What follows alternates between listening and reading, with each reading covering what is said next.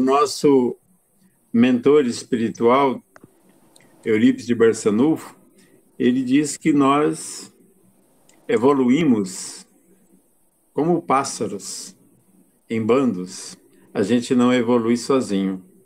Então, eu cumprimento a todos com a paz de Deus e que nós vamos hoje, graças a Deus, falar sobre o Evangelho segundo o Espiritismo.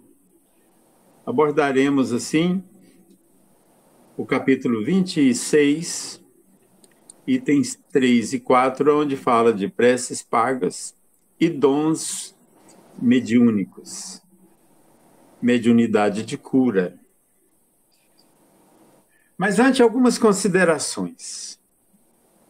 O Espiritismo é a doutrina da reencarnação. Essa é uma convicção que todo espírita tem que ter. Não pode duvidar dessas realidades. É a doutrina da vida após a morte, da dinâmica da vida após a morte. É a doutrina da pluralidade das existências. Se não evoluímos o bastante em uma, em outra iremos evoluir. E essa outra podem ser tantas outras. Podemos falar em milhares ou dezenas de milhares e podemos ainda se estender. Estamos aqui para nos tornarmos melhores. Esse é o nosso ponto de partida. Cada dia nós estamos assim iniciando uma continuidade. Porque parado, a gente irá ser assim, ou iremos ser atropelados pelos da retaguarda que passarão por nós. Lembrando que no mundo espiritual nós iremos assim fazer uma avaliação tanto do nosso progresso quanto do tempo perdido, das oportunidades que a gente deixou passar assim e que a gente deixou por uma questão de menor esforço, delegando a outros aquilo que era para o nosso aprendizado, para o nosso crescimento. Ainda estamos muito assim envoltos em interesses pessoais. Ainda somos muito materialistas e até também é justificado pela própria natureza, porque a gente vem de um materialismo muito grande. A gente vem numa luta assim para irmos desapegando aos poucos desses interesses passageiros. A gente parece que acredita em uma teoria muito longe, teoria e longe, de que somos um espírito e que pertencemos ao mundo dos espíritos e que aqui nós estamos no mundo dos fatos, mas que o nosso mundo é o mundo dos valores. Então vejamos, essa terra ela é maravilhosa porque tudo que precisamos está na terra. O nosso corpo físico é matéria e está sujeito à lei que rege a matéria. Tem leis próprias que regem a matéria.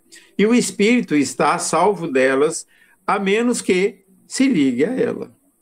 Uma vez encarnado, então, o espírito está sujeito às leis que regem a matéria. Por exemplo, entristecemos quando soubemos que vamos envelhecer, vamos ficar velhinhos, vamos ficar de barba branca. A gente fala, meu Deus do céu, eu não dou conta de pensar nisso. E os tempos vão passando.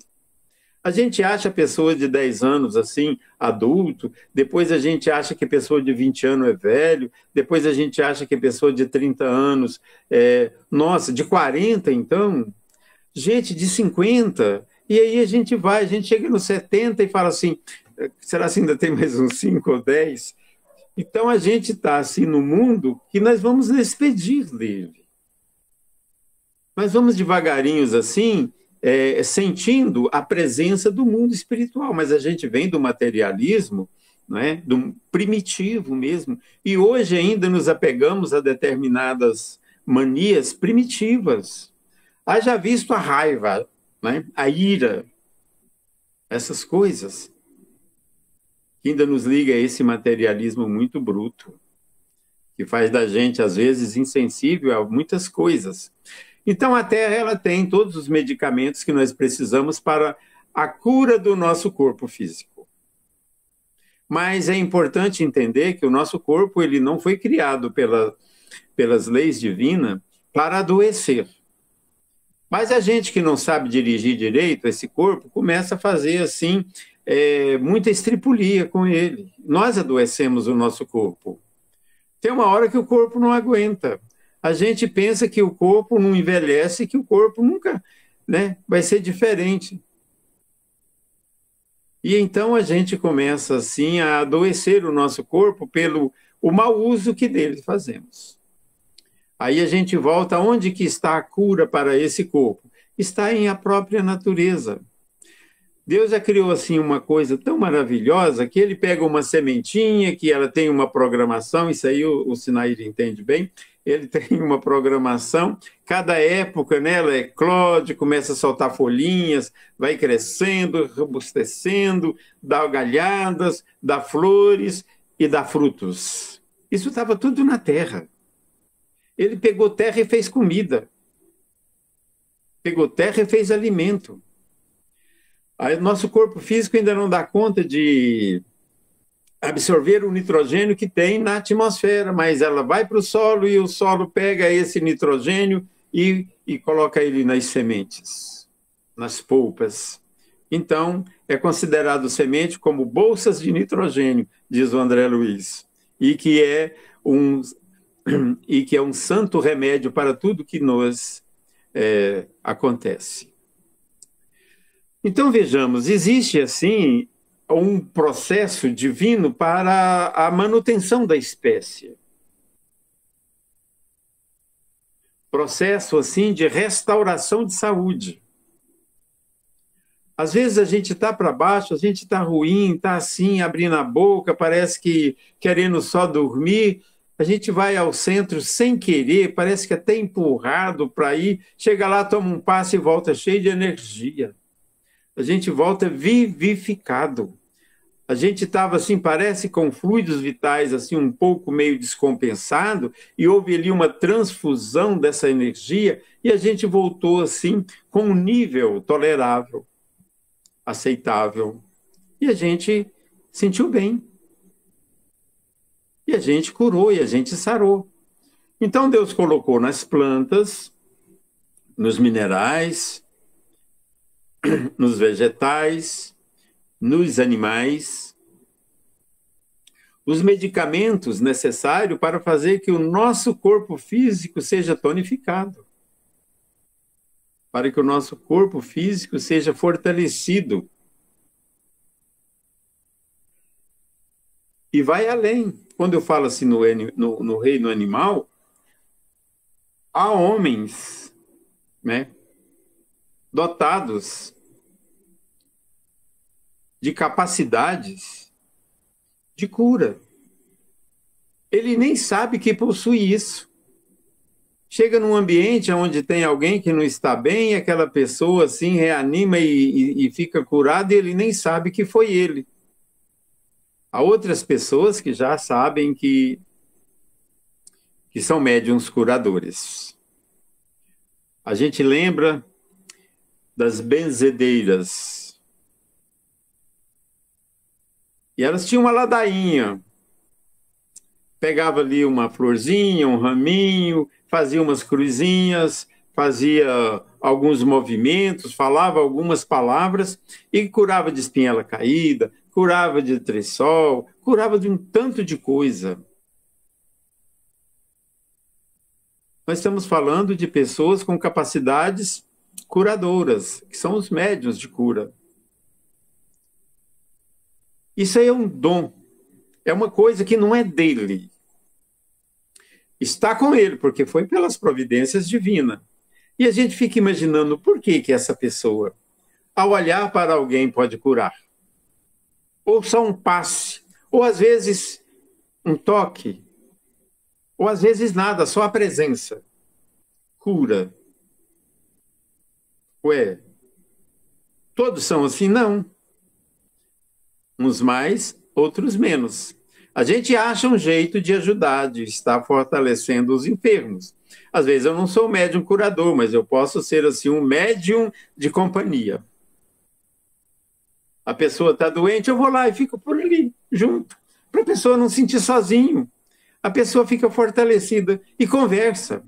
E às vezes, quando a gente tira assim de dentro da gente um punhado de espinhos, um punhado de mágoa, de angústia, que a gente joga isso para fora, a gente alivia. Então a gente é médio ouvinte. Mas não é que está ouvindo o espírito, está ouvindo o encarnado mesmo. Ele precisa falar. Eu preciso aprender a ouvir. Tenho que deixar ele falar. É processo de cura. E então a cura se dá do nosso corpo físico por muitas vias. No caso do médium, isso pode dar-se do médium para o paciente. Mas pode dar-se também uma combinação de fluidos espirituais, né? Juntamente com o médium, e acontece a cura. O médium ora, pede ajuda espiritual, o espírito vem, envolve ali o paciente, pega do médium fluidos magnéticos, fluidos nervosos, pega em a natureza, manipula isso e passa para o paciente. Magnetiza a água e a pessoa é curada. E pode dar-se também a cura inteiramente espiritual, como no passe. Às vezes o médium não está legal ou não é médium de cura, mas ele ora e pede. Ele ora e pede em favor daquela pessoa. E quando você está orando e pedindo, a espiritualidade é muito sensível a esses apelos que partem do coração, que parte da sinceridade, da honestidade, do desejo de ver aquela pessoa que está ali ao seu lado curada. Então os espíritos ouvem e vêm. Às vezes, quando se trata do médium curador, a espiritualidade sonda a capacidade daquele médium, do trabalho que ele pode realizar, e então formam uma dupla. A gente viu aí, não é? Às vezes até pessoas que formam... Chico Xavier, por exemplo, formou dupla com André Luiz, com Bezerra de Menezes, com Emmanuel, né? Ele era, assim, bastante versátil. Via, ouvia, curava, passava informações, etc. Consolava. Então o mentor vem e as coisas começam a acontecer. E quando a gente fala, por exemplo, Chico Xavier e Emmanuel, acha que era só o Emmanuel que estava lá? Ou tinha assim umas centenas de espíritos da mesma capacidade para fazer com que a obra acontecesse? Quando estavam ali naquelas filas, será que era só o Emmanuel que estavam ali? Não, eles convidam trabalhadores. O próprio André Luiz fala assim, olha, quando o trabalhador está pronto, o trabalho vai aparecer. Então esse médium agora está fazendo curas. Mas hoje, nós estamos falando de mediunidade, não é sinônimo de santidade. A pessoa ainda está ligada aos laços materialistas. E olha que para quem nunca teve algo, quando essa coisa começa a facilitar, a vaidade vem. A pessoa fica balançado assim entre o ter e o renunciar. E do jeito que tem aqui na Terra, os aliciadores falando, assina, o que tem? Faz isso, todo mundo faz, por que você não? Você precisa também. Também no mundo espiritual existem os aliciadores espirituais. Os bons espíritos, eles dão conselhos. Os espíritos inferiores, eles são insistentes, persistentes, obsessores, tentam inclusive impor a sua vontade. E às vezes, na sutileza, o médium começa a aceitar alguns favores. E, de repente, o mentor começa a pontuar. Olha o que é que você está fazendo. Dai de graça o que de graça recebeste. E esse dom não é seu. Ele é emprestado para seu resgate, para você fazer o bem. Às vezes a pessoa fez tanto mal que ele levaria muitas encarnações corrigindo de caso em caso, e ele vem com uma ferramenta extraordinária, maravilhosa, que ele pode, então, através desse mecanismo de cura, beneficiar uma comunidade inteira. Como Chico, país, o mundo. Mas aí ele começa, assim, a opor resistência aos conselhos, não ouvir os conselhos do seu mentor. Aí sabe o que acontece? O mentor afasta. Mas o médium continua sendo médium. Não é porque o seu mentor afastou que ele deixou de ser médium. Simplesmente aquele mentor que trabalha sério, honesto e que quer a coisa certa, falou, olha, eu não participo disso. Mas outros vêm para tomar conta. Esse é o projeto. Esse é o plano. E aí, então, ele começa, assim, a cobrar. Como se Deus estivesse, assim, medindo os seus favores, os seus benefícios. É um missionário que, de repente, diante da missão, ele fraquejou. E há tantos casos que a gente vê que a vaidade fez com que as pessoas misturassem e ficassem sendo joguete de espíritos inferiores, muito embora tenha habilidades, muito embora sejam espíritos inteligentes, cultos, não é? Pode ser espírito de médicos, etc. e tal, que sabe fazer a cura. Mas isso tem um preço e ele vai cobrar caro. Quantas vezes a gente não vê pessoas que, diante das oportunidades materiais que aconteceu, abandonaram aí o propósito santificado e partiu para os favores da matéria. E tudo isso vai ficar, e a pessoa vai chegar lá com as mãos vazias para prestar conta. Quantos escândalos, quantas coisas a gente já viu acontecer de possibilidades de viabilizar tanta coisa em favor dos que precisam, ser interrompida por mau procedimento dos seus autores, não é? Então, hoje a gente vê assim que a pessoa com necessidade de cura, ele começa a fazer o seguinte, não quer se curar. Ele quer que alguém tire dele aquele desconforto, quer que tire a doença. Como um menino que não quer estudar, ele quer que alguém tire a cartilha da mão dele. Ele quer ficar só no recreio. O recreio é bom. Recreio tem brincadeira, tem corrida, tem tudo. E o que ele quer não é ficar sentado numa cadeira olhando para a tia lá passar problema para ele. Ele quer, então, lazer. Isso ele está querendo. E quantos de nós estamos aí com uma enfermidade que a gente começa a procurar curador? Médium curador. E quer o seguinte, também quer curar, pegou uma doença aí, ficou aí 40, 50 anos cultivando uma enfermidade, agora quer que ela saia no mesmo dia. Não, eu fui lá e estou do mesmo jeito. Né? Na verdade, ele não participou do processo de aprendizado daquela enfermidade, ele simplesmente quer sair daquele desconforto que ele está passando.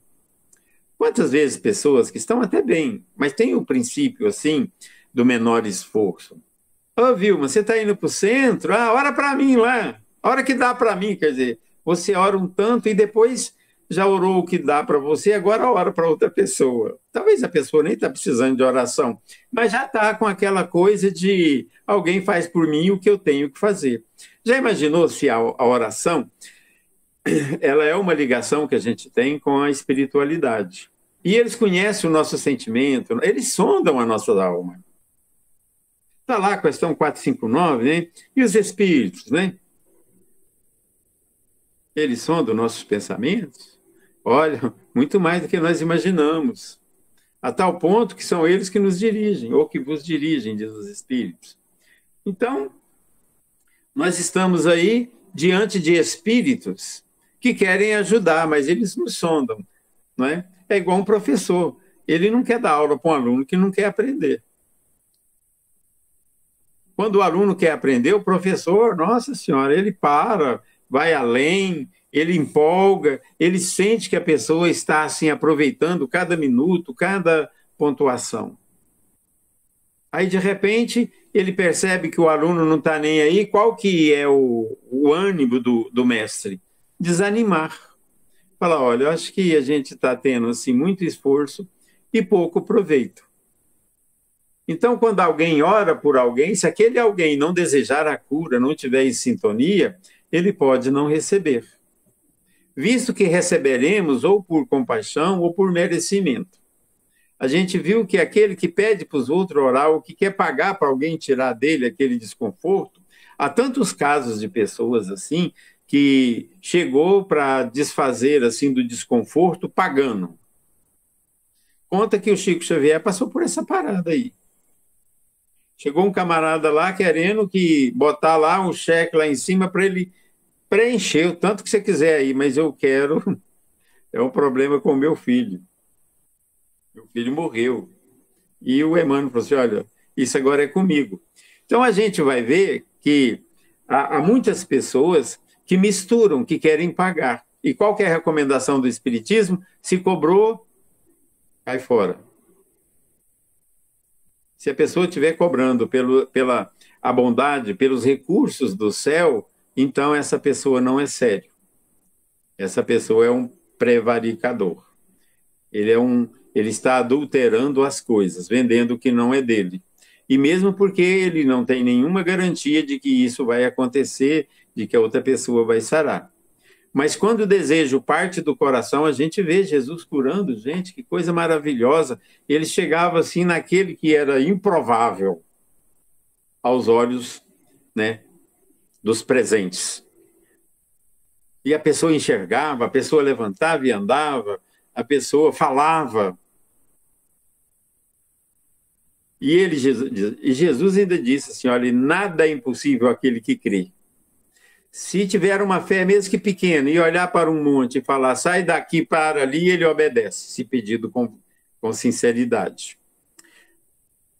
Então a gente fica assim imaginando, por que as pessoas têm assim uma espécie de menor esforço?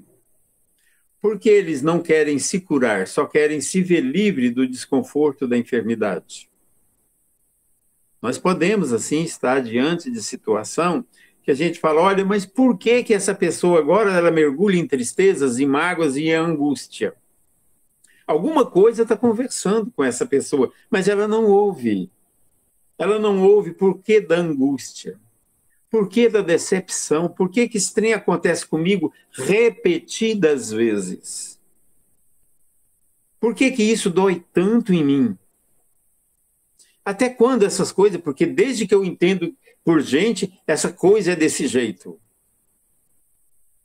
E olha quanto tempo a gente está de ouvidos fechados. Jesus falava, olha, ouça quem tem ouvidos de ouvir. A gente pode até dizer, compreenda quem tem entendimento de compreensão.